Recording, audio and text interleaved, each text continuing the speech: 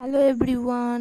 আমি কিছুদিন আগে কতগুলো শসা দানার গাছ ফেলেছিলাম, শসার দানা ফেলেছিলাম, যেগুলো গাছ হয়েছে মাত্র 4টেই গাছ হয়েছে। আমি তো অনেকগুলো ফেলেছিলাম, বাকি বীজগুলো মনে হয় পচে গেছে, তাই গাছ বেরোয়নি।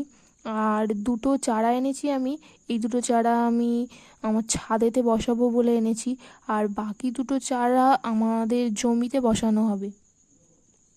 এই দুটো চারা এখানে বসাচ্ছি, যদি ফল পাওয়া যায়, যদি বাঁচে। গাছগুলোর অবস্থা তো খুবই খারাপ, তাও বসাচ্ছি যদি বেঁচে যায়। আর চারিদিকে যা বৃষ্টি হচ্ছে, এই বৃষ্টির কারণে গাছ দুটোর এই রকম অবস্থা। আর না হলে তো ভালোই হতো।